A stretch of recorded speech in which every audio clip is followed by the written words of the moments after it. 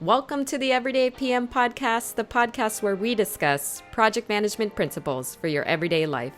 My name is Campea, and I'm a certified project/program manager, as well as the host of the Everyday PM podcast. In this week's installment, we discuss the relationship between two passions of mine, project management and mixed martial arts, also known as MMA. I am an avid fan of the sport, and it dawned on me that even in this sport, there are project management principles we can associate with it. Let's take a look at what mixed martial arts can teach us about project management. Time management. Fighters must learn to manage their time in training camp, ensuring that it is time well spent practicing the techniques they believe they will need to win a fight.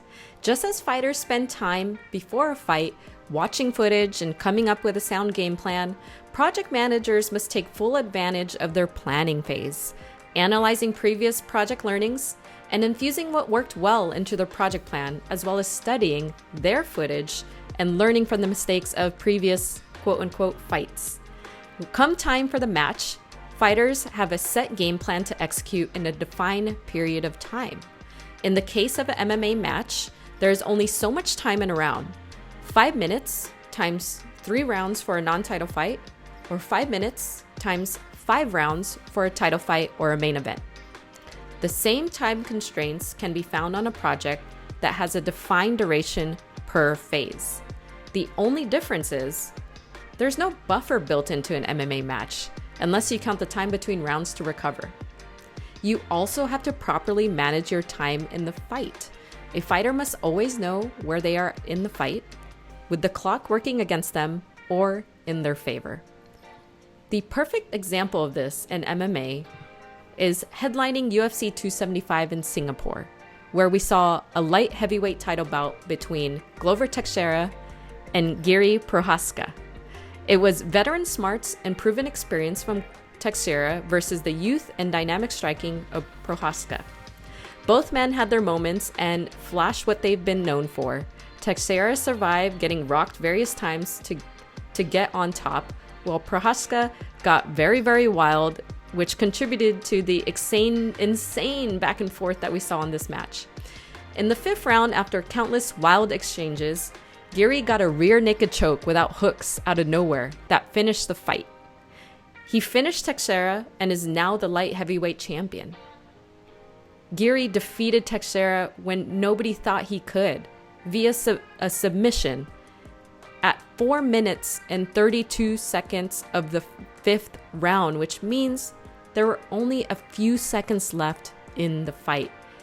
Giri, to me, exhibited what we all want to exhibit on our projects, which is an awareness of time and a good sound plan. Risk management. Just as projects present risks at every turn, so does an MMA fight at every takedown. Takedowns are just one method that fighters can use to gain the advantage, but also avoid the risk of being knocked out while being on their feet.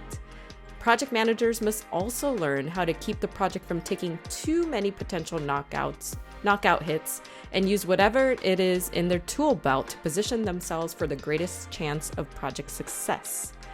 The perfect example of this is in a more recent fight between Leon Edwards and Kamaru Usman, who many consider to be the GOAT in his weight class. Now, Leon Edwards will never forget the moment he finally felt gold around his waist after pulling off what everyone is calling a miraculous comeback to knock out Kamaru Usman in the UFC 278 main event. He was basically down the entire fight heading into the final round. In fact, even the announcers were certain that Usman was going to come out of this with the title. However, Edwards uncorked a spectacular head kick that absolutely demolished Usman and sent him crashing into the canvas in a heap. Referee Herb Dean rushed in to stop the fight as Edwards almost immediately began tearing up as he realized his dream to become UFC champion came true.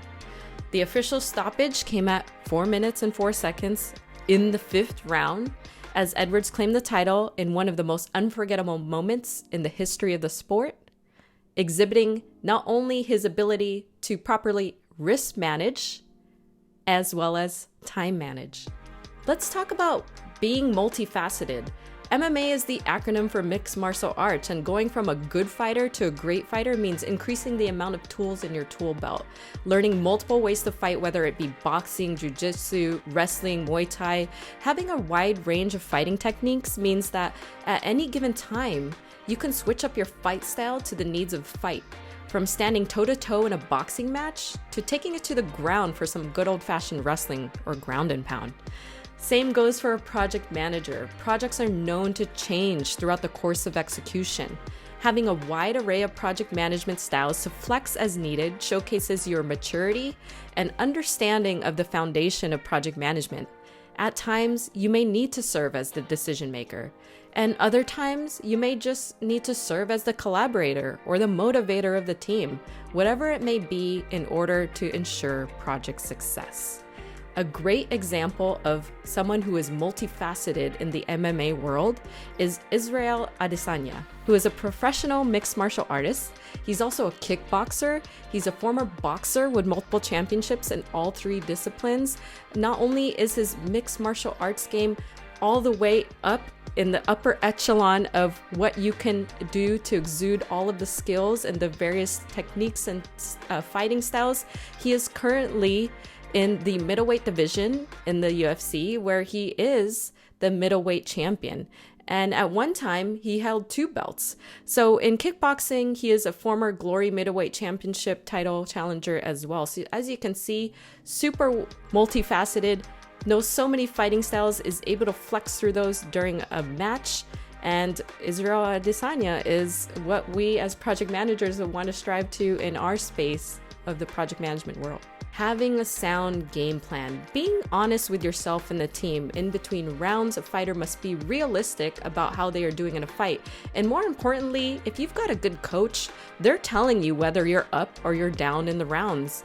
The corner must also give the fighter proper appraisal about whether they are doing well or not, or if they're not, really giving it to them that, hey, you're down, you got to kick some more butt in order to win this fight. Telling a fighter whether they are good or great won't mean anything if you're actually losing on the scorecards.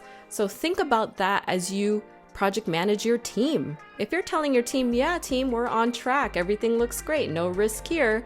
However, there are risks that are stacking up that you're not disclosing to your team.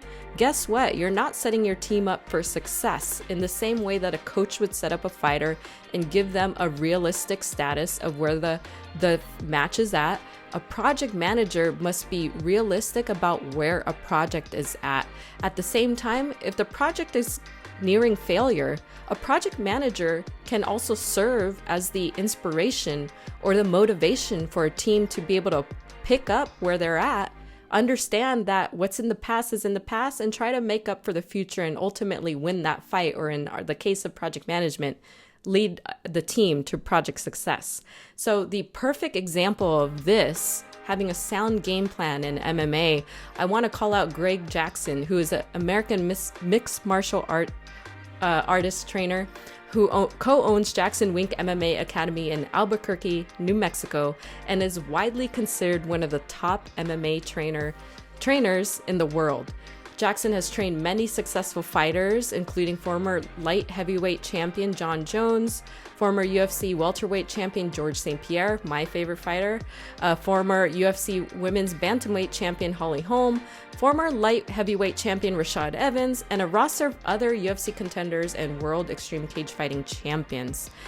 One of the best quotes that Greg Jackson has imparted on his fighters is this: I always look at things as, instead of a problem, how is this an opportunity? I'll leave you with that to think about as that applies to project management. Agility, not just physically, but mentally and emotionally as well. Fights can be emotionally charged. Fighters fight for a living, for their families, persevere against all odds, and overcome injuries. This can be taxing on any individual, let alone someone who must be physically prepared to take on the challenge.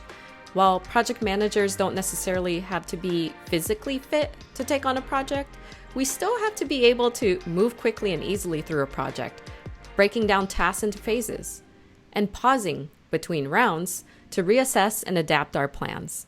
Knowing when to pivot the game plan, adjusting to circumstances that may or may not have been foreseen, this is how we can learn to be agile on our projects and flex as we need to.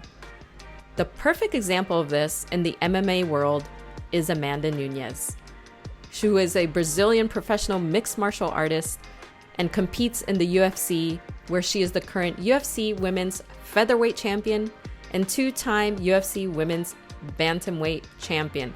This woman is the GOAT.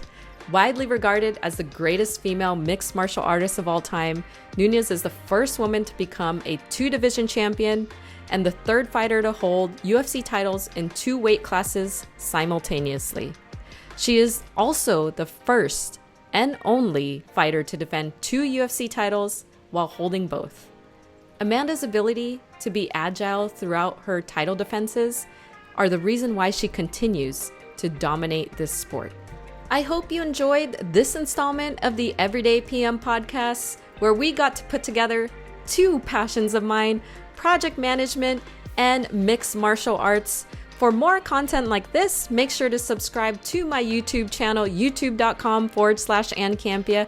Click the bell for notifications while you're there to ensure that you know when new content goes up. You can also listen to the podcast via most podcasting platforms, including Apple Podcasts, Spotify, Google Podcasts, and Anchor. Make sure to drop a comment and let us know what you thought about this week's episode. Thanks so much for joining me, and until next time, take care.